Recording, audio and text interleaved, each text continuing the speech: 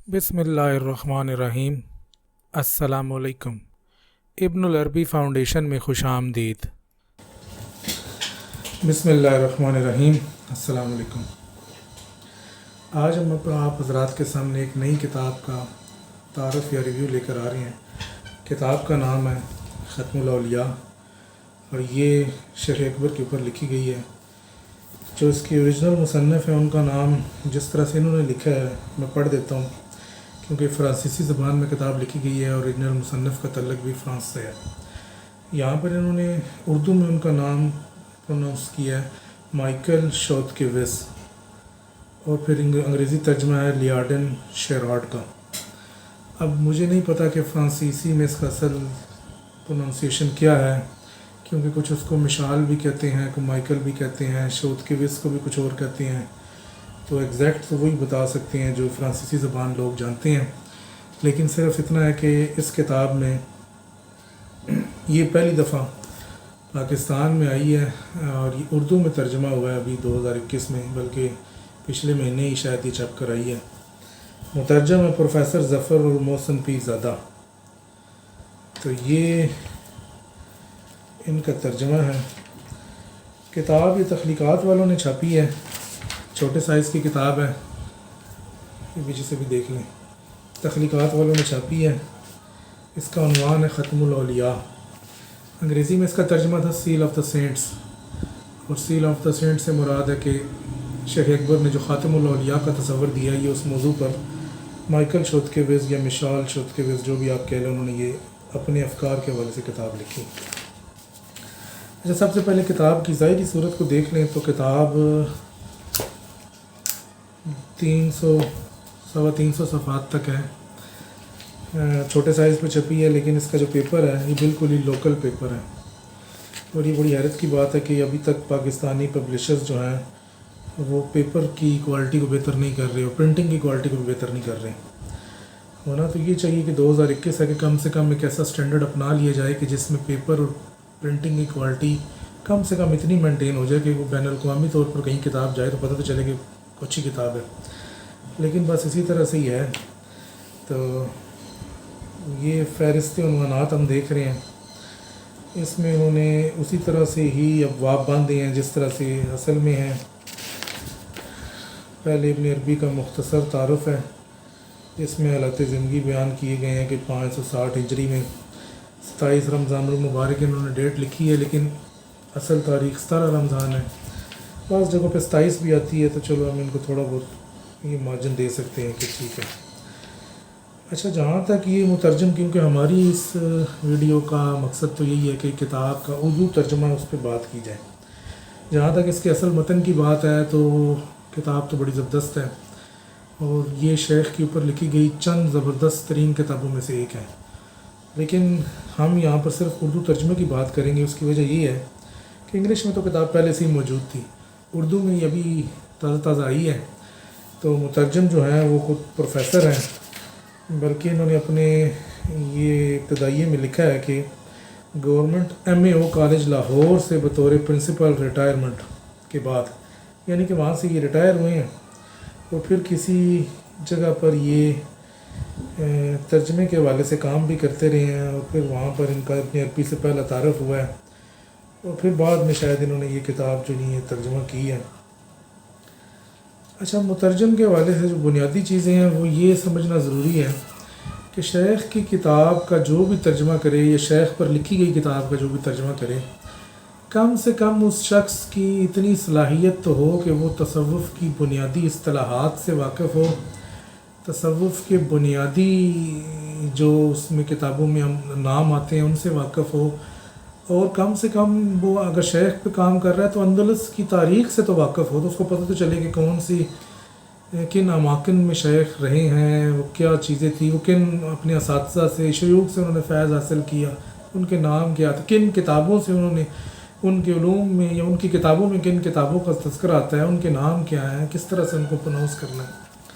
तो हम देख रहे हैं कि शायद ये उनका पहला ही तजर्बा है कि उन्होंने शेख अकबर की ऊपर किसी किताब लिखी गई किताब को जो है तर्जमा करने की कोशिश की है।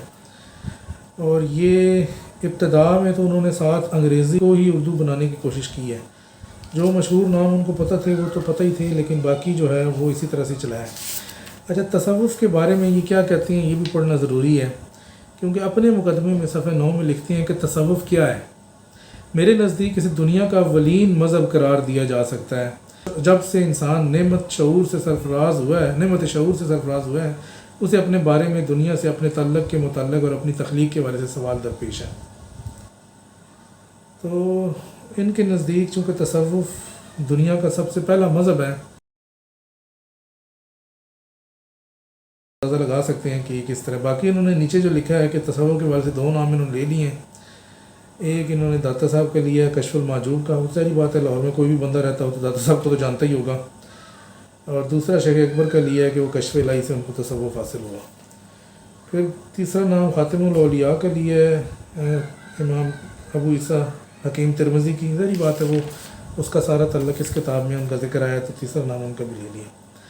لیکن جو بنیادی تعارف ہے اور جو بنیادی ان کا تحقیق کا طریقہ کار ہے اس سے بالکل واضح ہے کہ یہ تصوف کے بارے میں بالکل ہی کم معلومات رکھتے ہیں۔ اچھا، کتاب کو آپ پڑھتے جائیں تو ترجمہ تو ٹھیک ہے، مطلب روانی سے ہے، مترجم نے اپنی پوری کوشش کی ہے کہ ترجمہ نہ لگے، بلکہ اس طرح محسوس ہو کہ آپ کوئی کتاب اردو میں لکھی گئی کتاب ہی پڑھ رہے ہیں۔ لیکن یہ ساری چیزیں اس وقت بالکل ایک مذاق کرکرا سا ہو جاتا ہے جب آپ ایسے مسائل دیکھتے ہیں کہ آپ حیران رہ جاتے ہیں۔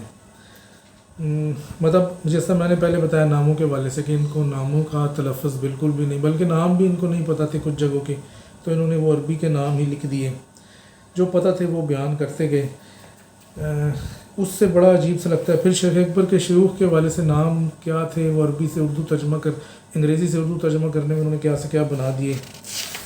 یہ ابھی میں آپ کو ایک لسٹ بتاتا ہوں کہ جو میں نے دیکھی ہیں ناموں کے حوالے سے۔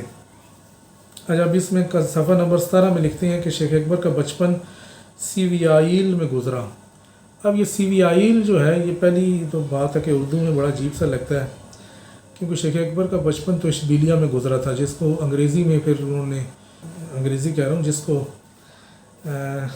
یہ ہسپانوی زبان میں پھر سیویائیل یہ جو بھی اس کو کہا گیا، تو انہوں نے اس سیویائیل کو اٹھا کے اردو میں لکھ دیا، اور پھر اس کو عجیب سا لگا کہ مطلب یہ کیا چیز ہے۔ پھر دوسرا کہ شیخ فیض میں گئے۔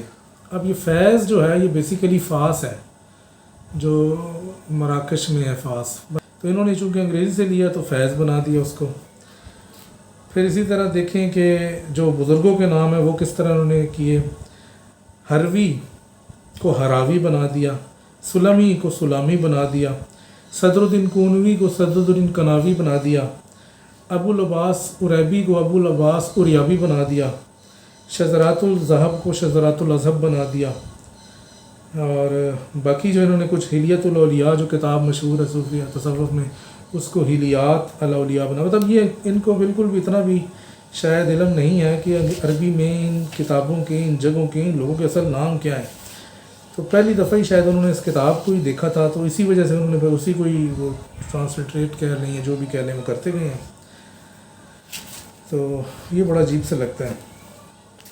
باقی کتاب جہاں تک پڑھنے کی بات ہے تو ٹھیک ہے، ترجمہ روانی سے ہے، لیکن ظاہری بات ہے کہ آپ اگر اس کتاب کو پڑھیں گے تو آپ کم سے کم اتنا تو آپ کو پتہ چل جائے گا پہلے 10 صفحات میں ہی کہ یہ مترجم کی اس موضوع پہ بھی شاید پہلی کتاب ہی ہے کہ وہ لکھ رہے ہیں یا پڑھ رہے ہیں، کیونکہ جس کو تھوڑی سی بھی موضوع کے حوالے سے مناسبت ہوتی ہے یا پتہ ہوتا ہے تو وہ پھر چیزوں کو نظر آ جاتا ہے کہ وہ کس طرح سے دیکھ رہے ہیں۔